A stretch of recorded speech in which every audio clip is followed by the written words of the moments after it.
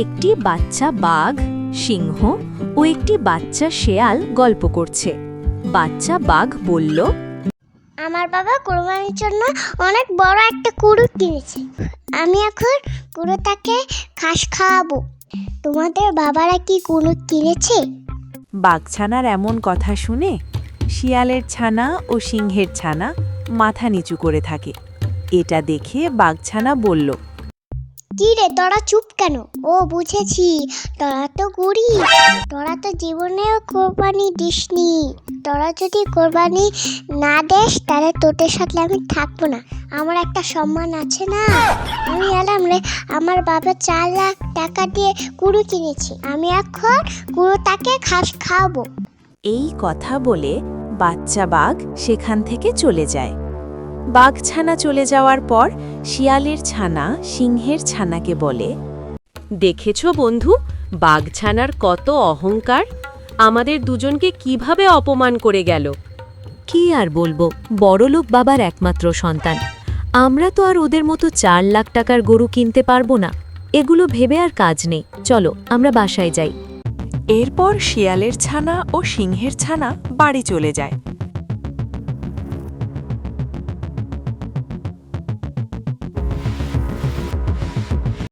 বাবা, ও বাবা, কুরবানি তো চলে এসেছে, আমাদের এই বছর কুরবানি দেবে না? বাবা, দ্রব্যমূল্যের যে ঊর্ধ্বগতি তাতে তো টিকে থাকাই দায়। আবার কুরবানি কোত্থেকে দিব বাবা? না না, আমি এসব কিছু বুঝি না, আমাদের এবছর কুরবানি দিতেই হবে। এর এমন কথা শুনে শেয়াল চিন্তিত হয়ে বলে, আচ্ছা বাবা, তুই চিন্তা করিস না, এবছর আমরা কোরবানি দিবই দিব। না দিতে পারলে ভালো হতো। ওইদিকে সিংহের ছানা বলে, বাবা, এবছর কোরবানি গরু কত টাকা দিয়ে কিনবে? এবছর তো কুরবানি দিতেই চায়নি, কিন্তু শিয়াল বলল এবছর তারা কুরবানি দেবে, তাই আমিও সিদ্ধান্ত নিয়েছি আমরাও তার সাথে ভাগে কুরবানি দেব। বাবা, এত কিছু বুঝি না, এই বছর কিন্তু বড় গরু কিনবা। এরপর সিংহছানা সেখান থেকে চলে যায়। পরের দিন সিংহ ও শিয়াল এক জায়গায় দেখা করে। শিয়াল বলে, সিংহ ভাই, আমার ছেলে খুব জোড়াজোড়ি করছে কুরবানি দেওয়ার জন্য, কিন্তু তুমি তো আমার অবস্থা ভালো করেই জানো, কি থেকে যে কি করব। আমার বাচ্চাও বলল মস্ত বড় গরু কোরবানি দিতে হবে। চলো আমরা বাজারে যাই, কম টাকার মধ্যে একটা গরু কিনে নিয়ে আসি। এরপর তারা বাজারে যায়। সেখান থেকে একটি গরু কিনে যখন ফিরছিল তখন বাঘের সাথে দেখা হয়। কি রে সিংহ ভাই, শিয়াল ভাই, এই পিচ্চি গরুটা কোথা থেকে কিনে আনলি? এটা গরু নাকি ছাগল? বাঘ ভাই, আমরা আমাদের সামর্থ্য অনুযায়ী গরু কিনেছি।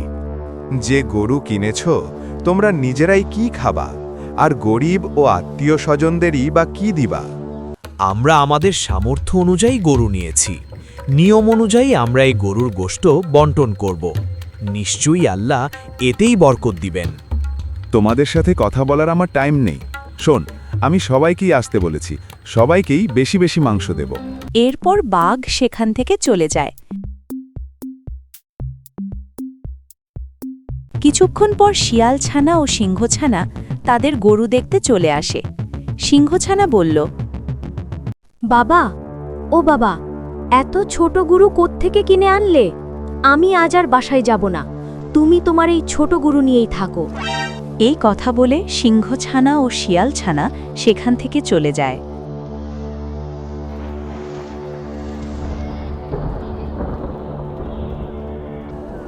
সিংহছানা শিয়াল ছানাকে বলে, দেখেছো, বাবাকে এত করে বললাম একটা বড় গরু কিনে আনতে, তা না করে কোত্থেকে একটা পিচ্চি গরু ধরে নিয়ে এসেছে।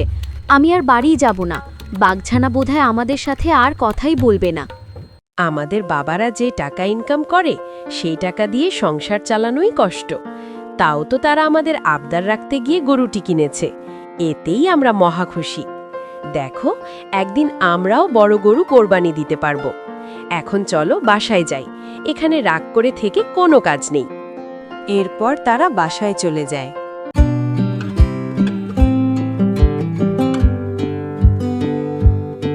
এদিকে বাঘ বলে, আগামীকাল তো কুরবানি, দেখে গিয়ে গরুটা কেমন আছে।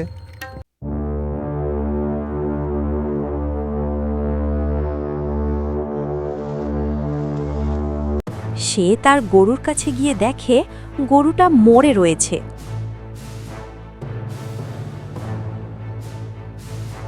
এ কি হয়ে গেল আমার? কে কোথায় আছিস সেখানে? তাড়াতাড়ি আয়।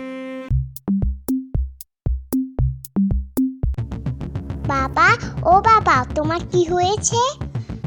কোনো উপায় না দেখে সিংহের বাসায় গিয়ে বলল, সিংহ চাচু, আমার আমার বাবা আর কথাই বলছে না, তাড়াতাড়ি চল। আমার এখন কাজ আছে, তুমি অন্য কারো কাছে যাও। এরপর বাঘছানা শিয়ালের বাড়িতে যায়। বাবা, তুমি এখানে কেন? আর তুমি কান্না করছো কেন?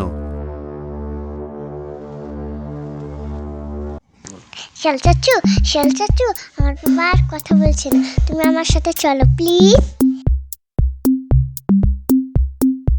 এ কি বলছো? তাড়াতাড়ি চলো। তারা দুজনেই বাঘের কাছে চলে যায়।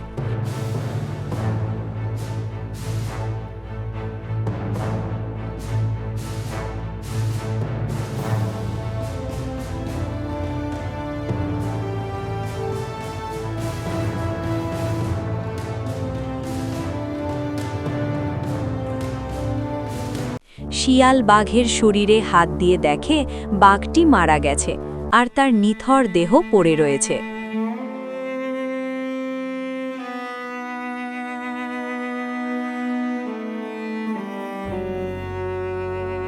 বাবা, তোমার বাবা আর বেঁচে নেই।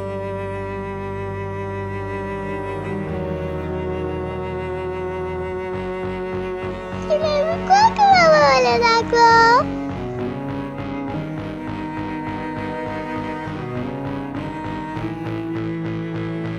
বাবু, তুমি কান্না করো না।